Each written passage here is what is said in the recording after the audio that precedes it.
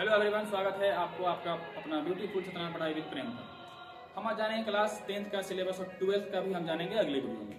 तो आज जानेंगे 10th का पहले, और इसमें किस देखेंगे हम लोग मैथ का सिलेबस देखेंगे। देखिए, कभी भी आपको पहले क्या एग्जाम का डिमांड है पहले उसको समझिए, क्योंकि एग्जाम जो होता है या किसी भी बोर्ड का एग्जाम, पहले आप बोर्ड के माइंड सेट को समझिए कि किस किस चैप्टर से कितना नंबर का आता है और हम कौन कौन सा चैप्टर करेंगे जो इजी हो और थोड़ा इजी से ऊपर वाला मीडियम वाला हो। इस दोनों से हम कितने कवर कर सकते हैं और कितने से हमारा 100 नंबर पूछ सकता है।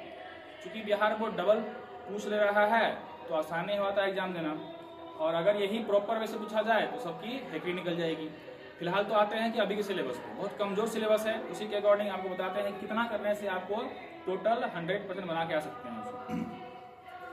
तो अगर हम 10th के मैथ का सिलेबस देखते हैं, बिहार बोर्ड का मैं कह रहा हूं एनसीईआरटी के अकॉर्डिंग,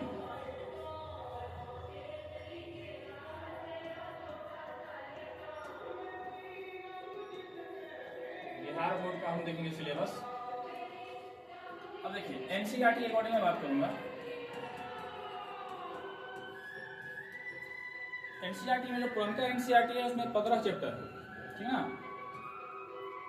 1 2 3 4 5 6 7 8 9 10 11 12 13 14 15। पहला में जो है आपके पास उसको बोलते हैं वास्तविक संख्या।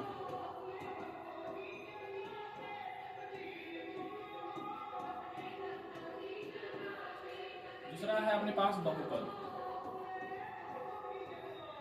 तीसरा है दो चर वाले रैखिक समीकरण, दो चर वाले रैखिक समीकरण।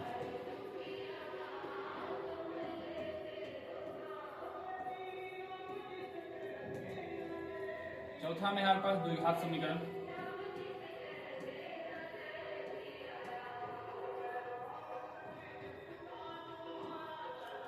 पांचवा में हमारे पास समांतर श्रेणी। श्रेणी बोलिए या श्रेणी बोलिए, कई जगह लिखा रहता है उल्टा पुल्टा। हाँ। छठा में आता है त्रिभुज। सतमा में है निर्देशांक ज्यामिति।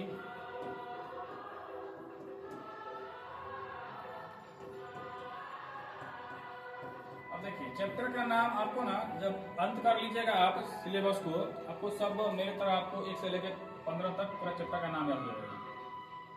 8वां में है त्रिकोणमिति।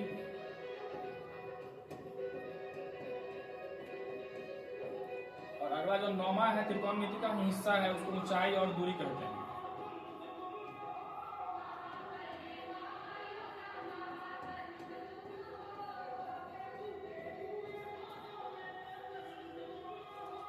दसवां में आएंगे तो उसको बोलते हैं वृत्त। 11वां में है रचना।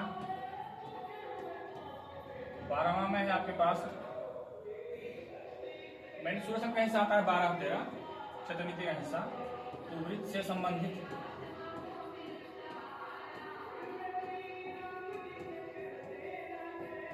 वृत्त से संबंधित क्षेत्रफल।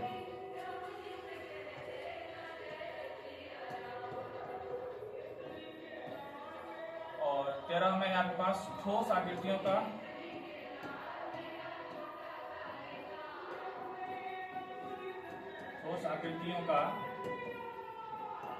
पृष्ठ क्षेत्रफल और आयतन।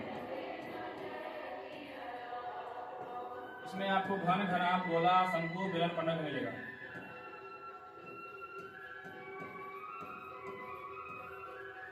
चौदह में है आपके पास सांख्यिकी।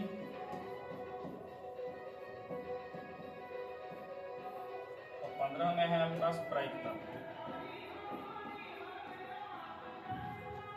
अब देखिए, गणित का जो अपने पास ये 10th का सिलेबस है पूरा, हाँ, मतलब कि किताब का पूरा चैप्टर कितने हैं सो। मैथ का ब्रांच भी होता है, इसमें आप सुने होंगे बीजगणित, क्षेत्रमिति, त्रिकोणमिति, हाँ ये सब। तो अगर हम देखा जाए तो एक को छांट दें तो ये हम आता है अंकगणित का हिस्सा है। इसका है अंकगणित को हिस्सा बोल सकते हैं इसको। और 2 3 4 5 ये सब आता है बीजगणित का हिस्सा।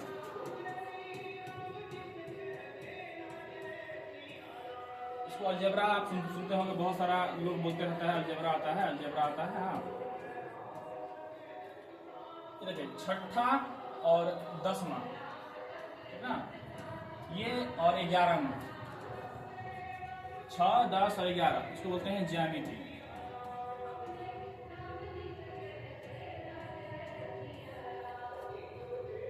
शतमा जो है वही नाम है इसका, निर्देशांक ज्यामिति ही नाम रहेगा। 8 और 9 मिला के अपने पास त्रिकोणमिति ही कहलाता है, त्रिकोणमिति कहलाता है। 12 और 13 को मिला के कहा जाता है क्षेत्रमिति।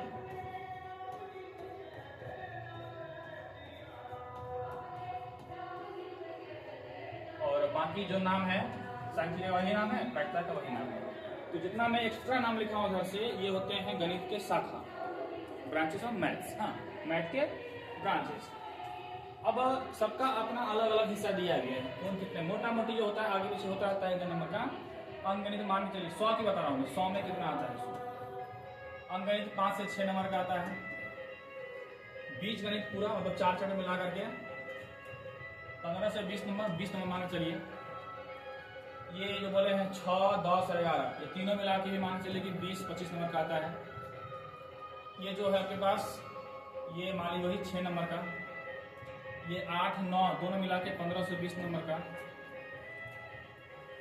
इसी तरह से अपने पास क्या हो गया, 12, 13 मिला के क्षेत्रमिति भी आपके पास वही 15 से 20 नंबर का। और बाकी ये दोनों मिला के 11 नंबर का। ये थोड़ा बहुत ऊपर नीचे हो गया होगा, जोड़ के देते हैं एक बार हम लोग।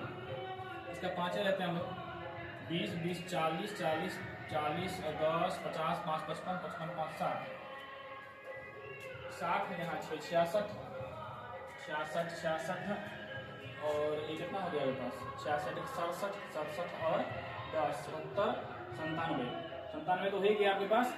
और इसमें से 1-2 नंबर आगे पीछे कर लीजिए। इसे मान लेते हैं कि हम लोग क्या ज्यामिति में बढ़ा लेते हैं 3 नंबर, 23 कर देते हैं, तो 100 पूरा जाएगा। अब देखिए डबल पूछ रहा है, तो अगर आप 50 पूरा कीजिएगा, 50 दूना 100 नहीं हो जाएगा। तो सबसे आसान होता है बच्चे को कि बीज गणित पूरा करवाया जाता है, त्रिकोणमिति पूरा करवाया जाता है। अब बताइए, ये हो गया 20 नंबर का, ये हो गया 15, 35, ये आसान चीज है। 35, 5, 40, ये आसान चीज है 7वां वाला। 45 और लास्ट का ये दोनों आसान चीज है। 45 और हो गया 46, 10, 56। अगर आप इतना खाली कर ले रहे हैं तो आपको 100 नंबर, तो हम नहीं कहें कि 100% आ ही जाएगा, मगर 90 प्लस हो जाएगा, ये गारंटी रहती है। कितने चैप्टर आगे बताइए, तो आपके पास 7-8 को आ गया होगा। 4 यहाँ से हो गया, 5 इसको मिला के 6, 6, 2, 8, 8, 2, 10 मान के चलिए। 10 चैप्टर से आप पूरा 100 नंबर ला सकते हैं, वो भी हाई लेवल पे नहीं, एक मीडियम लेवल पे काम कर सकते हैं। तो बस आपको इसे मान लीजिए कि अभी हम 10 का सिलेबस शुरू कर चुके हैं ऑफलाइन में, और अभी भी हम क्या किए हुए हैं कि हमारा चैप्टर नंबर 8 खत्म है, 1 खत्म हो गया, 2 खत्म हो गया, 3 चैप्टर भी खत्म कर चुके हैं। और इस 3 चैप्टर से अगर हम बच्चों को गिनवाएं तो 50 नंबर का मिल जा रहा है। 50 नहीं, मतलब 40 मांगे चाहिए ना, 40 मिल जाएगा आपको इतना 3 लोग से। क्योंकि त्रिकोणमिति से लगभग हम यहाँ कह रहे हैं 15 नंबर का आ रहा है, तो इसको इसमें से खाली एक आता है अपने पास 5 नंबर क्वेश्चन। हाँ, बाकी 12-13 नंबर खाली इससे आता है 100 में से, ठीक। और अगर गुणा कर दीजिए तो कितना हो गया, 15, 30, 25, 30 के बीच में आता है। इससे 10 नंबर पकड़ा दीजिए आप, 10 नंबर, तो 30 या 25 यहाँ से, 10 यहाँ, 25, 10, 35 और एक ये पढ़ाए हैं, इसमें से 10 नंबर आ जाता है। 35, 10, 45, मतलब कि 3 चैप्टर से आप 40 से 45 नंबर ला सकते हैं। और ये बच्चों को अभी तक हम खत्म करा चुके हैं। अब देखिए कई जगह ना त्रिकोणमिति से कहानी शुरू किया जाता है। कई बच्चे हमारे पास ये सवाल भी किए कि सर हर कोचिंग में मतलब कि त्रिकोणमिति शुरू किया जाता है, आखिर क्यों? और करना भी चाहिए त्रिकोणमिति शुरू, क्यों? सुनिए रीजन। त्रिकोणमिति को छोड़ करके लगभग जितना चैप्टर, ये सब आप 9th में पढ़े हुए हैं, तो यही चैप्टर को दोबारा पढ़ा जाए तो आपको फील ही नहीं आया कि आप 10वीं क्लास में आए हैं, बोर्ड वाला क्लास में आए हैं, एग्जाम देने वाला क्लास में आए हैं। तो बच्चे को फील करवाने के लिए कि हाँ कुछ नया आपको दिखे। और त्रिकोणमिति का जन्म 10वीं क्लास में ही होता है, इसलिए जब नया नया पढ़ते हैं लोगों को लगता है, बच्चे को लगता है कि हाँ हम नया क्लास में आए हैं, फील होना चाहिए। जब तक इसमें फील नहीं होता है काम करने में मज़ा नहीं आता। तो बस यही वजह है कि 10th क्लास का सिलेबस जो होता है मैथ का वो त्रिकोणमिति से शुरू किया जाता है। अब करने वाले तो शुरू कर ही सकते हैं कहीं से भी, 1-2 से भी कर सकते हैं। बच्चे को फील लाना जरूरी होता है स्टार्टिंग में, और इंटरेस्ट तो लगेगा नहीं किसी काम में तो मज़ा आएगा काम करने में।